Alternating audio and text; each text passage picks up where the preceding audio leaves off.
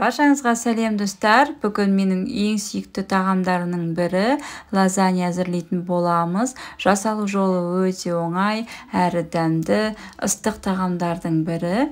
Ең алдымен болонезе соусын дайындап аламыз.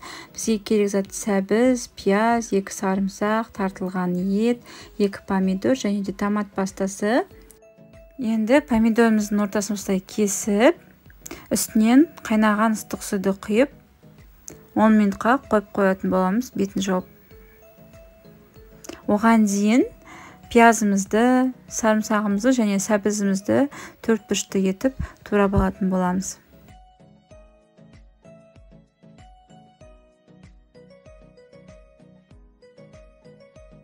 Міне пиязымыз бен сарымсағымызды турап алдық. Енді қызып тұрған табамызға зәйтүн майын құйып, үстіне сарымсағымыз бен пиязымызды салып, жақсылап қуырып аламыз. Содан кейін сәбізімізді осылай 4 бұрышты етіп, табамызға салып, тағы да қуырамыз. Өз қалауыңыз бойынша сельдерей қоссаңыз болады. Мен сельдерейді қосқан жоқпын, өйткені үйдегілерге ұнамағандықтан сельдерейді қоспадым. Енді үстіне фаршымызды салып, осылай сақтаймыз. Болонезе соусы ішінде домаланып, фарштарымыз үлкен болмауы керек. Дәміне қарай тұз, бұрыш қосып, жақсылап араластырып аламыз.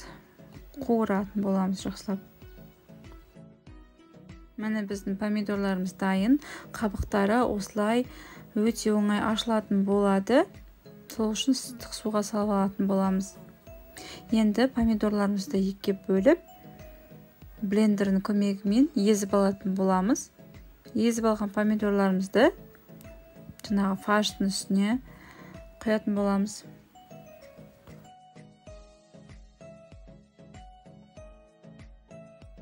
Міне біздің етіміз қуырылып жатыр. Енді ортасын ашып, осы томат пастасын саламыз. Одан кейін жақсылап араластырып, тағы кішкене қуырамыз. Қуырылғаннан кейін жаңағы дайындап алған помидорлы соусымызды құятын боламыз. Содан соң үстіне 1 кесе қайнаған суымызды құйып, жай отта 1,5 сағат пісіріп алатын боламыз. Оған дейін бешамель соусын дайындаймыз. Бізге керек заттар сүт, сары май, ұн және дәмдеуіштер. Енді бір шұңғылдау ыдысымызды алып, майымызды салып, ертіп алатын боламыз. Майымыз әбден еру керек. Ерген майдың үстіне ұнымызды салып, біркелкі масса болғанша араластырып алатын боламыз. Осылай ұнымыз біркелкі болып араласуы керек. Содан соң үстіне сүт құятын боламыз. Сүтті аз-аздап құямыз, барлығын құйып жібермейміз. Бірінші кішкене құйып алып, араластырып тұратын боламыз. Астын жай отқа қойып қойыңыздар. Содан кейін осылай аз-аздан сүтті құйып, біркелкі масса болу керек. Ешқандай түйіршік болмауы керек. Осылай венчиктің көмегімен араластырып алсаңыз болады.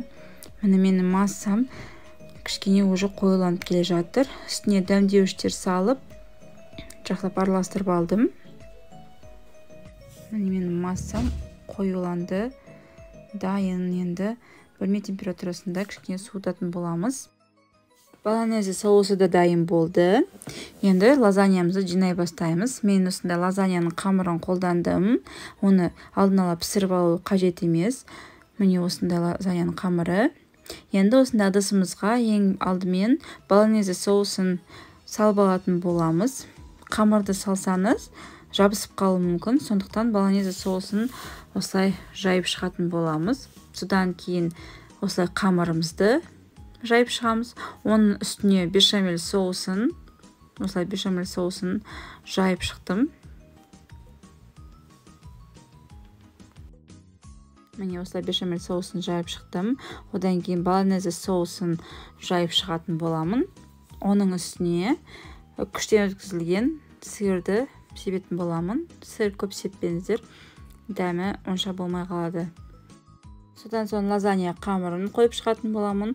Оның үстіне бешамель соусын жағып шығатын боламын біркелкі етіп. Содан кейін болонезе соусын жазып шығатын боламын. Оның үстіне сыр себемін. Осылай менде 5 қатар шықты. әрбір қатарын осылай қайталап шығатын боламыз. Бірінші лазаньяның қамыры, одан кейін бешамель соусы, одан кейін болонезе, одан кейін сыр, солай әр қабатын осылай қайталап шығамыз.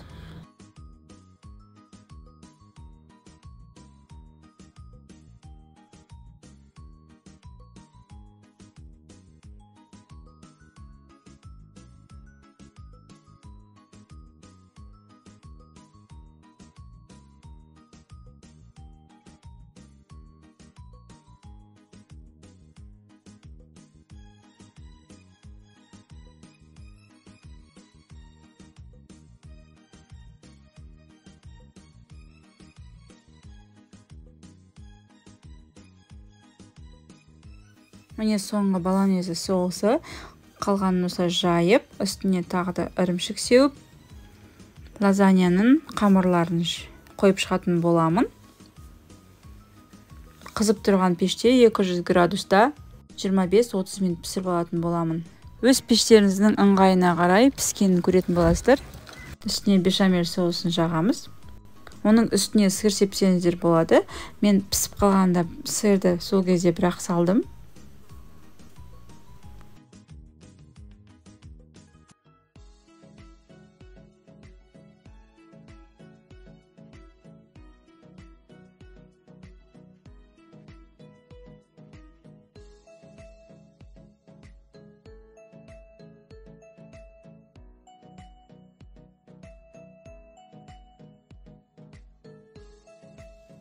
Міне біздің лазаньямыз дайын.